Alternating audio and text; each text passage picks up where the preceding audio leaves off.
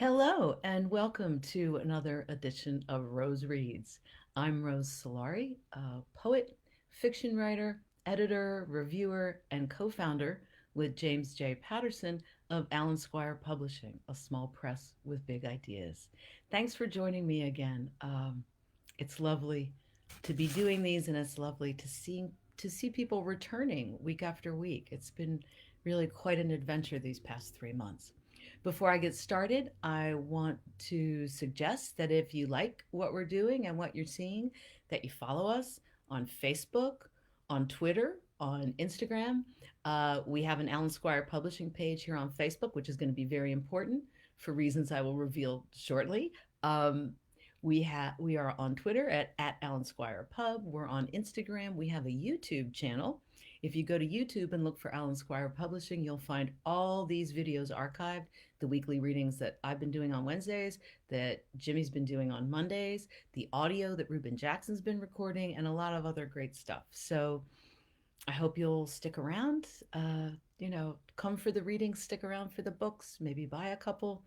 Our website is fully operational and we're sending books out regularly. I've been making weekly trips to the post office since these readings started, and I want to thank all of you who have supported ASP through this really challenging time.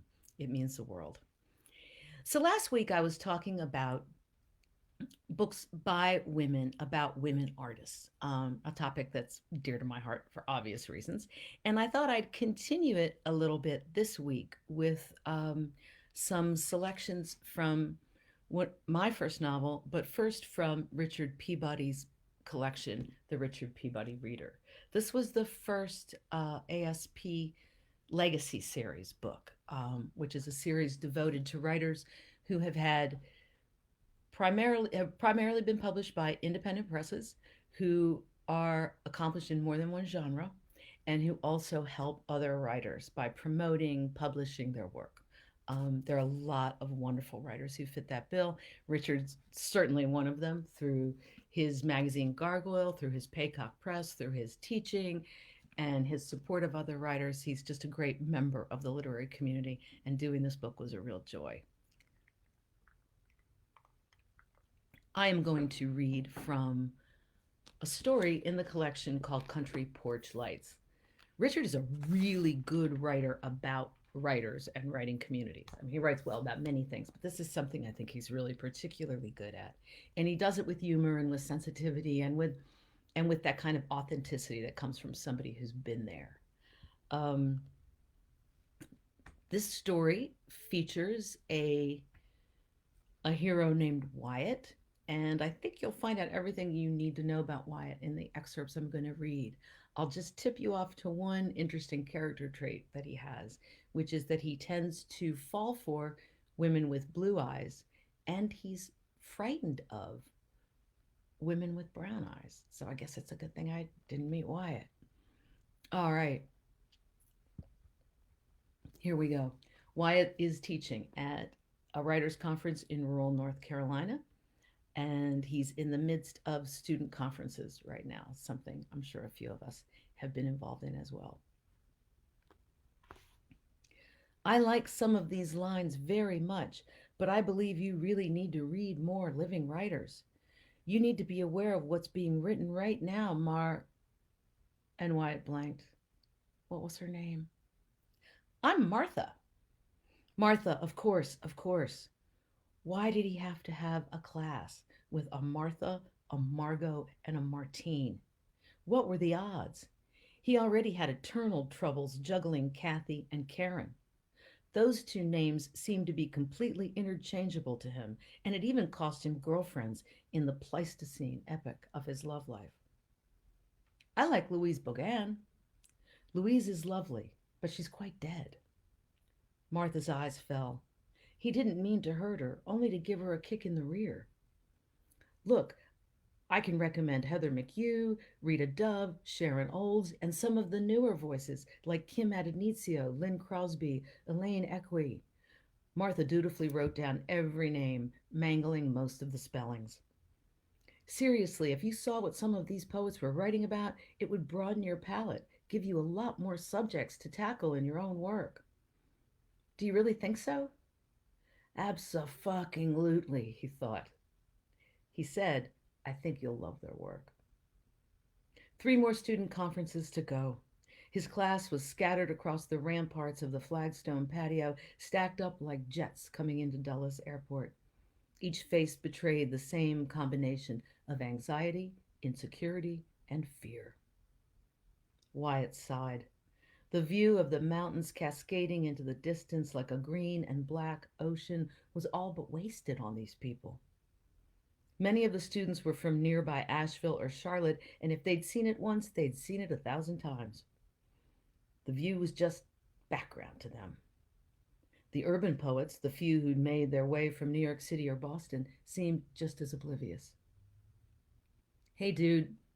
Spence, hey, man, how's it going? Jerry Spence was the only other writer at the conference he actually knew well. They'd met at the Virginia Center for the Creative Arts Colony, where Spence had been writing a novel when he wasn't juggling 2 women, a performance artist and a poet, during a month-long stay. How he did that without offending either one, both knew and still raved about Spence and his work, kept Wyatt in permanent awe of his friend. Do you need a drink as bad as I do? I'm getting there. Debbie and I are heading into town for lunch and beer. You're welcome to join us.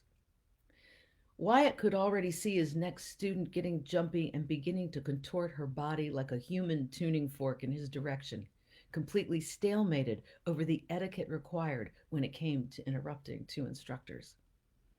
Lunch with Spence and Debbie? Debbie was Deborah Fitzsimmons, heir to a newspaper fortune, socialite by birth and libertine by inclination. Her sensuality, artifice, and penchant for drama, not to mention her large brown eyes, made Wyatt very nervous. He'd avoided her as much as possible all week. Still, escape was escape, and the cloyingly sweet director of the conference needed to be avoided at all costs. So now we've seen Wyatt in action with his students. I'm going to take a look at him with his friends, his colleagues at the conference.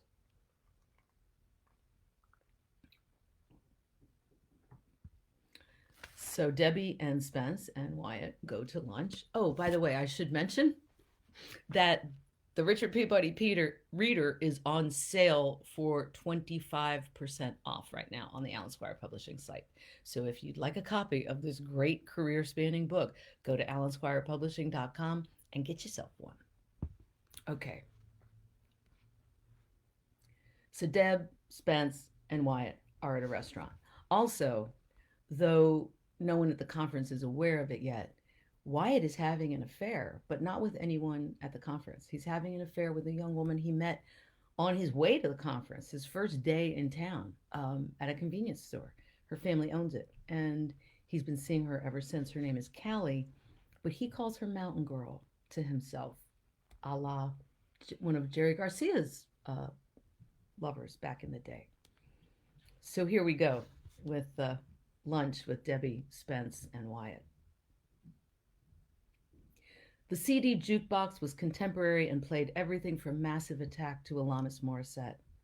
When Sarah McLachlan sang Possession, Wyatt shivered, because that's how Mountain Girl made him feel. He identified with the song completely. Nothing ever goes on at these conferences, Debbie said, her voice flat and desultory. She had opened her sandwich over her plate and dropped the contents in a pile. Now she was poking at it with her fingers and extracting only the roast beef, which she draped above her Lancome cerise red lips before swallowing. Wyatt grinned. He knew Spence had slept with Debbie last summer at the McDowell Colony, and he knew for a fact that Spence was a tireless lover at colonies and conferences. Debbie had her own peculiar reputation. You know that's not true, Debbie, Spence laughed, sipping his Corona. You're just bored. She pouted. It's true. If Madzilla says one more word to me, I'll rip her a new pair of lungs. Madzilla was the conference director, a woman so devoid of artistic personality that her beige and yellow outfits and sing-song aphorisms seemed more alive than she did. She called me arrogant, Debbie said. Spence choked on a big bite of sandwich and quickly recovered. He was laughing with his head buried in his arm. Debbie was the only writer who had seemingly sought to shock everybody at the conference. She was wearing a black leather catsuit, one that Emma Peel might find comfortable, and the front, rather than housing a zipper, featured a crisscrossing of leather strings. Add her black pointy faux motorcycle boots and silver bangles and dark wraparound shades into the mix, and she was like something out of Fellini. And let's not forget the waist length jet black hair.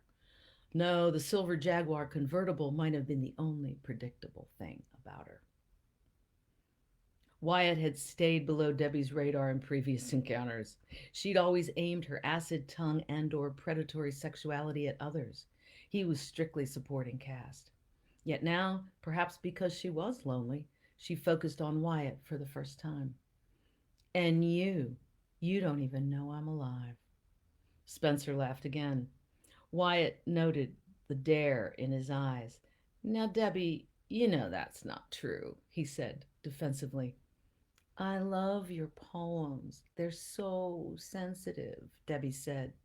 She reached across the table and took his right hand, which she now caressed with long, multicolored fingernails. Wyatt had seen her do this before, only now he was the victim. I think you understand women more than most of the misogynist slobs and cretins pretending to write poetry. Thank you, Debbie. Wyatt attempted to regain his hand, although Debbie held on fast and continued to use her nails to abrade his skin. That means a lot coming from you. That's total horseshit, Debbie. You don't have one sensitive nerve. Spence laughed again, and Debbie turned her black lenses his way for a second. Wyatt half expected a heat ray to disintegrate Spence. Don't listen to him, she said, removing the sunglasses, directing her large brown eyes at Wyatt. I'm just a girl. Oh no, Wyatt wanted out of this in the worst way. You're not sleeping with anybody special, are you? Debbie asked. Her voice dripped with lust. Why me? Why now? Wyatt had no idea. Spence clapped a hand on his back and said, I'm going to go pay the check, partner. Wyatt felt instantly betrayed, and for a second, like he'd fallen into a giant spider's web. Hey, lover! Wyatt looked up as Mountain Girl leaned over and kissed him. She totally ignored Debbie, who let go of Wyatt's hand and then planted herself firmly in his lap. She wore a brown cowboy hat, and her breasts were all but tumbling out of a faded red plaid shirt. I'm Callie. You're dressed in black. You must be a poet, too.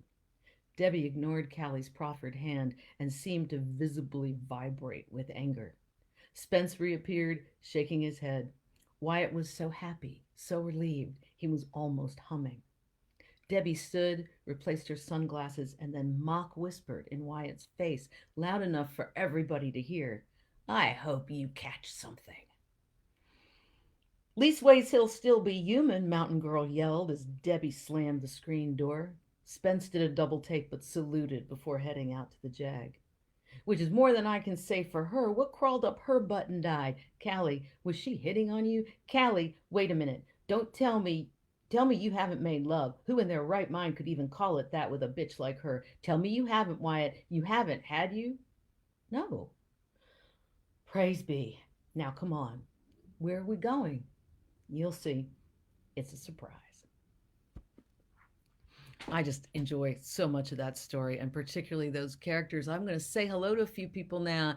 Hey, Michael Allen Rawson. Hey, Mary Westcott. Hey, John Holly. Thanks for stopping in. I'm about midway through my 12th, I believe it is, episode of Rose Reads. I have a little announcement to make, and I thought midway through the show would be a good time to do it. Like a lot of us, I have not had a vacation of any sort in a long, long time. And as anyone who runs their own business knows, there's no taking time off during a coronavirus situation like we've had. It's been a struggle just to keep working and to keep the business floating. But we are, and we have, and will continue to. And so I am going to take 4 weeks off starting next week to finish my next novel.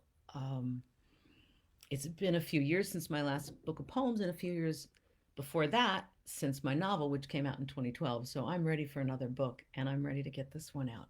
I'm going to miss hanging out with you guys every Wednesday, but never fear, we have a solution.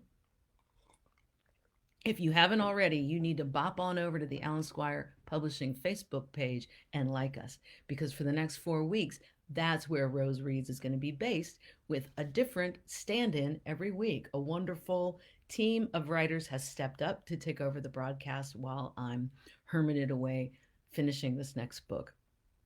So on July 1st, Elizabeth Hazen, who has two books of poems with Alan Squire Publishing, Girls Like Us and Chaos Theories, will be taking the slot.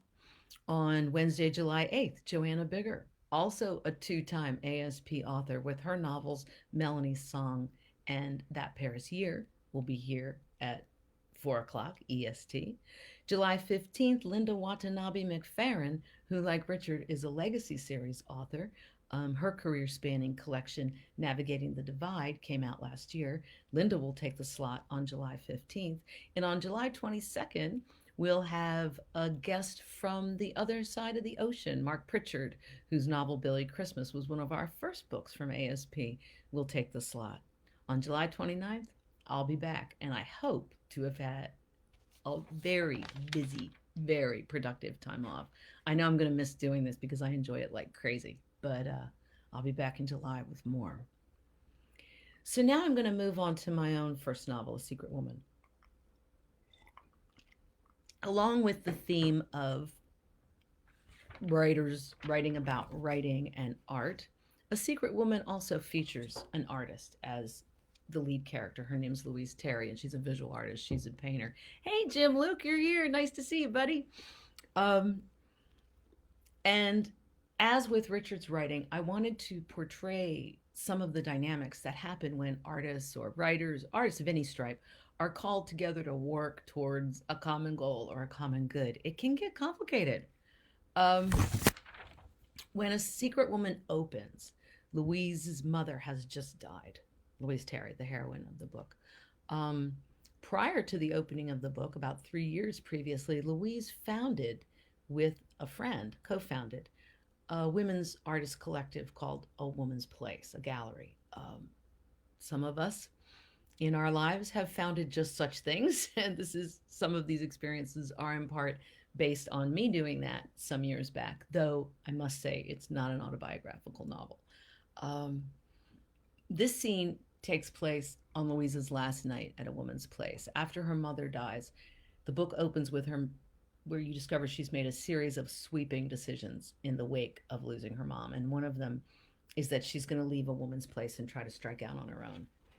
This scene happens her last night at the collective, and I think it's indicative of some of the tensions and compromises and worries that we all face in creating an arts organization of any sort and working together to make good things happen.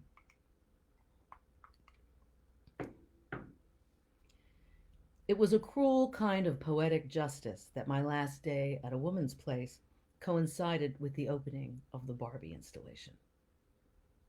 Created by an artist who went by the single name Sahara, it involved heaps of sand against the walls on which 101 Barbie dolls, the number was significant, I forget why, were arranged in various costumes and tableaux. Extra outfits were also tossed on the sand, pants and shirts and dresses and stretchy tube-like outfits and tiny plastic shoes. Visitors to the gallery were invited to rearrange the dolls, or dress them in different clothes, or even to act out a play with them. The artist's statement of intent, which hung on the wall by the door, said that in doing so, participants would rewrite the old Barbie scripts. On the other walls, above the sand piles, were enormous colored digital prints in which Sahara had photoshopped the dolls. There was Barbie pregnant, Barbie fat, Barbie flat-chested. There were a series of Barbies superimposed on great sculptures of the Renaissance, such as Michelangelo's Madonna of the Stairs and Bernini's Saint Teresa. There were Barbies turned into Eleanor Roosevelt, Amelia Earhart, and Hillary Clinton. I thought the idea outdated and underdeveloped, but I was alone in the collective on this. And though I suggested that their enthusiasm for Sahara's work had more to do with her life story than any talent she might have, an abusive childhood, suicide attempts, a turn in a psychiatric hospital where she began to make her art, my fighting spirit was in low supply in the weeks when we were reviewing slides for the season's exhibits. My mother's cancer took its last bad turn during those same weeks. My energy was elsewhere. I arrived at the opening reception later than I should have. Angela, my least favorite member of A Woman's Place, was at the door greeting guests. Sahara was her protege. I heard the words primitive and visionary being tossed around and wanted to turn and go home. Instead, I slid past her and headed for the bar. Well, there she is at last, the mystery woman herself. I turned, and there he was, Tim Gould, the Washington Post's junior arts critic, author of a popular blog, and unreliable advocate of A Woman's Place. Hello, Tim. What are you drinking? Beer, thanks. So, I got the press release. You're really leaving? Looks that way. I can't believe it. I mean, this is your baby, this gallery. Your girl. Actually, Tim, a gallery is nothing like a baby. And anyway, it's not mine. It's a collective. Natalie and I started it, but the whole purpose of a collective is that no one person runs it. Come on, that's just PR talk. We all know who makes the big decisions. His hair was short and stuck straight up. His suit was thrift store hip. Behind his round, wire-rimmed glasses, his eyes gleamed up at me with mischief. I am 5'8" without the heels I almost always wear. Standing next to Tim reminded me of why it was so much fun to be able to look down at certain men. Really, Tim? And who is we? Well, I was just talking to Angela, and she seemed to think that you pretty much ran the ship. Until now, anyway. He gestured around the room. I mean, this scarcely looks like Louise Terry's sort of thing. Remember what you said on that Hirshhorn panel about computer-generated art? Clicking and dragging is not drawing and painting. My reputation as a Luddite is well established, Tim. He leaned in closer. I mean, frankly, Louise, I can't even believe you like this installation. Well, that would just prove that I don't run the ship, as you put it. Now, if you don't mind, just one more thing. Where will Louise Terry be showing next? I don't know, Tim. For now, I'm just painting. I got that Mid-Atlantic art grant, you know. But you must have some idea of where you'd like to show next. Some gallery you're talking to? Nope, not a clue, I said. And now, Tim, you must excuse me. I need to find Natalie. Of course. It must be an emotional night for you both. I'd like to get some quotes later about that. Meanwhile, I'll go talk to the artist. He wiggled his eyebrows at me. I restrained the temptation to hurl my wine glass at his back. Louie! Nat! She wrapped her arms around me, gave me a real hug. The heavy jewelry she wore clinked and jangled. I often teased her that, like a cat with bells on its collar, she could be heard approaching. Her long, messy black hair tangled with my long, curly hair, currently dyed a Titian red with gold highlights. We looked great together, posed back to back in the place's PR photos. She held me by the shoulders and looked at me. How are you, girl? Good, good. How about you? Is Janice coming? Oh, no. That relationship didn't quite go anywhere. I'm sorry, Nat. I'm okay with it. But what really feels funny, Louie, is knowing that when we open the doors tomorrow, you won't be here. It feels funny to me too, Nat. Believe me. But it's time. I'm sure you're right. I'm sure I'm just being selfish. You're the least selfish person in the world, Natalie, and the wisest, and the best. There were tears in her eyes as she let go of me. Lunch next week, then, as usual? Of course. I tried to mingle, but without the spur of networking for a woman's place, I felt a bit lost. No point in chatting up grant officers for projects I wouldn't be working on, or approaching possible collectors about sales. Sahara's installation wasn't really buyable, and anyway, even Tim Gould could tell I didn't care for it. I waited until the crowd seemed to reach its peak size, and then I just slipped out. No goodbyes, no quotes, no toasts, no fuss. That was the way I wanted it. Driving home from Mount Pleasant and my old life, I took the long way in order to pass the bright storefront of a particular uptown Connecticut Avenue gallery. In the window was a huge Venetian landscape gorgeously lit. In the upstairs office, a single light burned. I'd gotten in the habit lately of driving past the place, as if exerting some kind of sympathetic magic on it. For I had lied to Tim Gould. I did have a new launching pad in mind, a gallery owner who had already seen and admired my work and wanted to see more.